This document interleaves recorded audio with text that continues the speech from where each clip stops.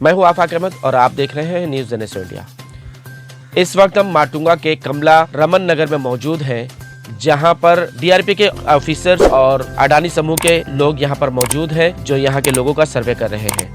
सर्वे कुछ इस तरह से हो रहा है कि पहले इनके घरों पर नंबर डाला जाएगा और फिर उसके बाद इनसे इनके डॉक्यूमेंट देखे जाएंगे और उसके बाद नेक्स्ट 2 के लिए इन्हें पात्र अपात्र किया जाएगा। दोस्तों, हम आपको बता दें, ये वार्ड जो है 189 धारावी का वार्ड है, जिसकी नगर सेविका हर्षला आशीष मोरे जी है। कुछ अधिकारियों से बात करने के बाद हमें ये पता चला है कि ये जो जगह है ये रेलवे डिपार्टमेंट की है और ये वो जगह है जिसे अडानी समूह ने धारावी रीडेवलपमेंट के लिए लिया है और वही वजह है कि यहाँ से ये सर्वे शुरू कर रहे हैं। यहाँ के रहवासी कुछ हमारे साथ मौजूद है, आइए इनसे जानते हैं कि ये सर्वे हो रहा है, कैसा महसूस करते हैं ये। सर, क्या नाम है आपका? मेरा नाम सचिन दलवी है। कब से यहाँ रह रहे हैं? हम लोग अभी बचपन से तो यही है, हमारे बाप दादा भी यहीं पे थे। तो अब मेरे को अभी 30 ईयर्स हो गए, तो उससे पहले 20 साल, तो लगभग 50 साल से ऊपर हो गया है यहाँ पे। तो सर्वे को बात लेके चल रही है, बार बार कहा जाता है सर्वे होगा, घर टूटकर हमको मकान मिलेगा, बिल्डिंग मिलेगी। कब से ये सुन रहे हैं आप? ये तो अभी बहुत इस चीज़ को तो हमने 20-30 साल से सुन रहे हैं कि ये होने वाला है, आज होगा कल होगा। तो हर 5 साल में तो चल रहा है ये, तो ये हर 5 साल में आता है, कभी ये होगा वो होगा। तो हम लोग अब जो हालात है तुम्हारे यहाँ के इस एरिया के, क्या लगता है कि इस बार हमें चाबी मिल जाएगी क्या? उम्मीद तो पूरी है हमें कि इस बार कुछ तो हो जाएगा, तो उम्मीद पे है हम लोग। क्या एड्रेस क्या है आपके यहाँ का? कमला रमन नगर एड्रेस, मतलब मेरा रूम नंबर। क्या ये धारावी में आता है या माटुंगा में आता है, लेबर किट में आता है?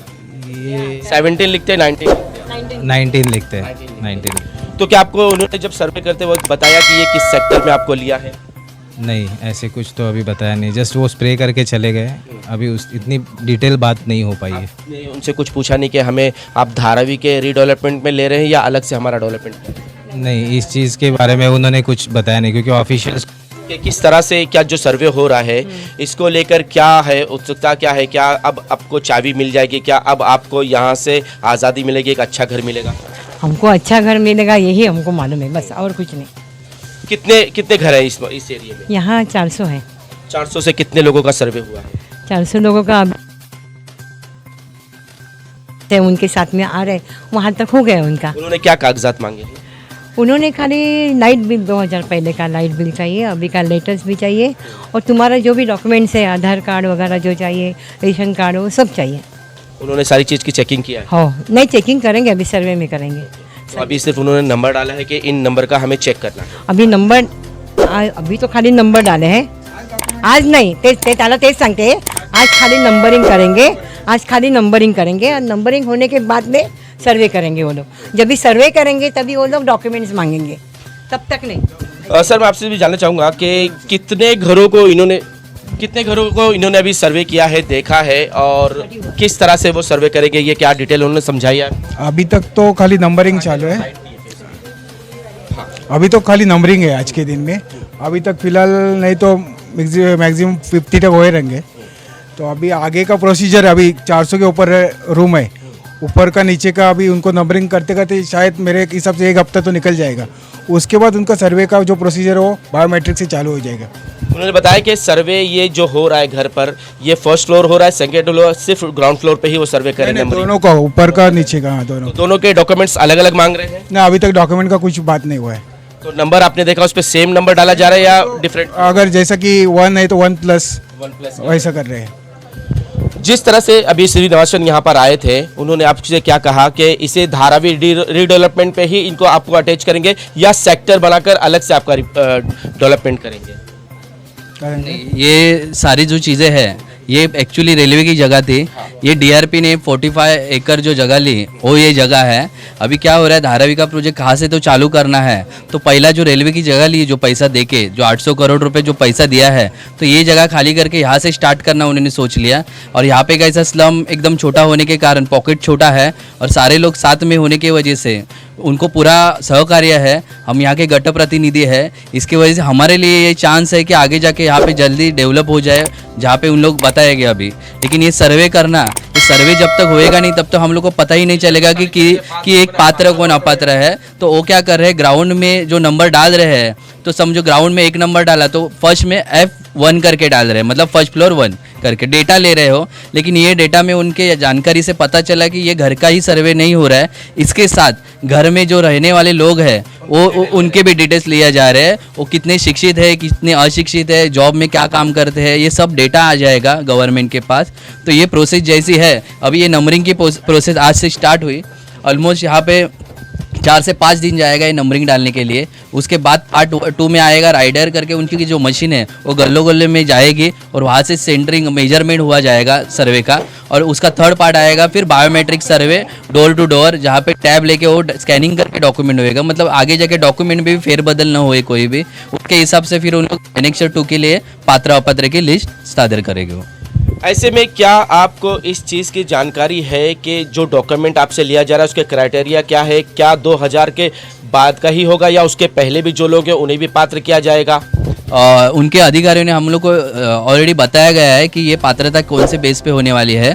जो है 2000 के पहले के जो झोपड़े और उनकी जो डॉक्यूमेंट है वो पात्र किए जाएंगे। उसके बाद 2001 से 2011 का एक पार्ट बनाया उन्होंने, उसको क्या कर रहे हैं वो भी बताएंगे आगे। और दूसरा है 2011 से 2022, ले 3 पार्ट में उन लोग डिवाइडेशन करने वाले हैं, मतलब 2000 है वो पक्के झोपड़े हो गए। उसके बाद 2001 से 2011 वाले को भी उन लोग स्कीम में बिठा रहे हैं, लेकिन कौन सी स्कीम में बिठाएंगे वो बताएंगे आगे के टाइम में। और 2011 के बाद 2022 तक का भी डेटा है, उनका भी स्कीम किस में बिठाएंगे वो बताएंगे।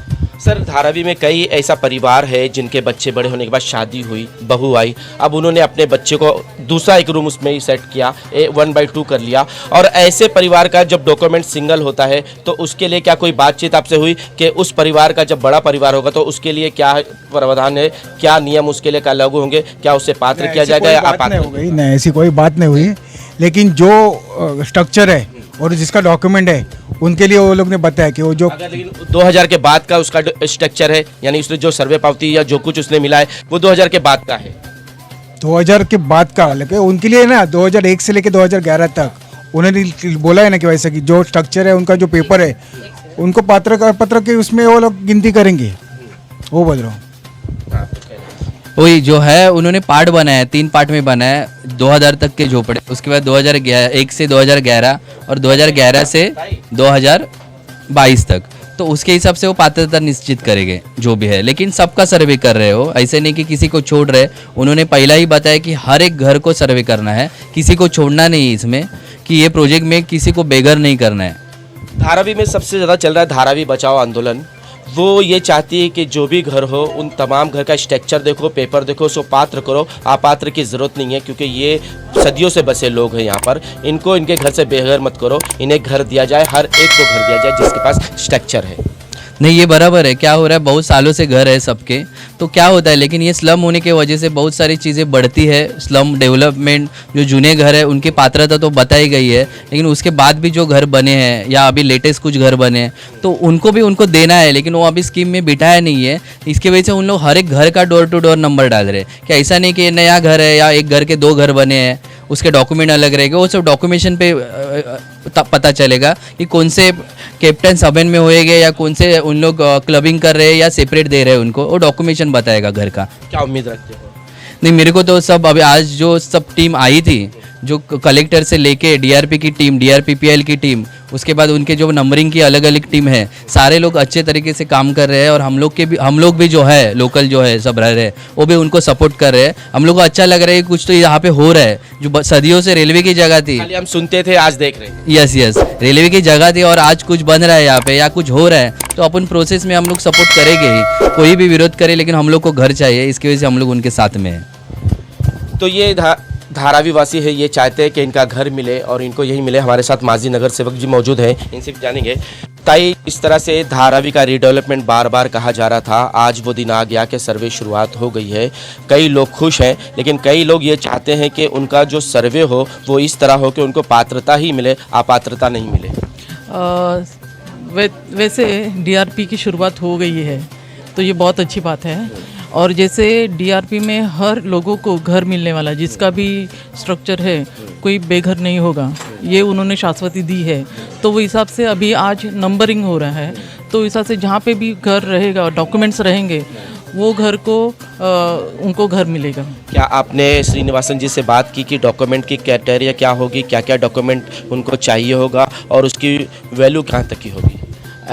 जैसे डीआरपी बहुत सालों के बाद अभी शुरुआत हुई है, नंबरिंग पहले गिर रहा है, तो ये जो है कि डॉक्यूमेंट्स क्या चाहिए ये अभी तक किसी को बताया नहीं है। लेकिन जो भी आधार कार्ड, पैन कार्ड है, घर का सर्वे पावती है, ये सब डॉक्यूमेंट्स वो पहले जांचेंगे, उसके बाद पात्र है या नहीं है वो डिसाइड करेंगे। शिवसेना जो है वो बार बार यही कह रही है, खुद उद्धव साहब ये कह रहे हैं कि तमाम लोगों का जो सर्वे हो और होने के बाद उन्हें पात्र किया जाए और उन्हें 2000 के बाद का भी अगर उनके पास डॉक्यूमेंट हो तो उसको भी एक्सेप्ट किया जाए।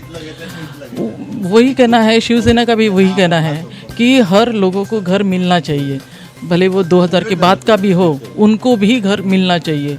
महाराष्ट्र में मराठी लोगों को या जो भी बाहर के लोग हैं जो यहाँ पे बहुत सालों से रह रहे, तो उनकी 2-3 पीढ़ियाँ यहाँ पे गई है, तो परिवार भी बढ़ चुका है, वो लोगों को मिलना ही चाहिए। जैसे एक घर है, उनके शादी होने के बाद बच्चे, वो सब परिवार बढ़ गया है, तो यहाँ पे उसमें ऐसा भी हुआ है कि 2000 के डॉक्यूमेंट भी है, कुछ घरों में जो उन्होंने एक्स्ट्रा किया उसमें 11 के भी है, 12 के भी है, 15 के भी है, तो ऐसे में क्या होगा?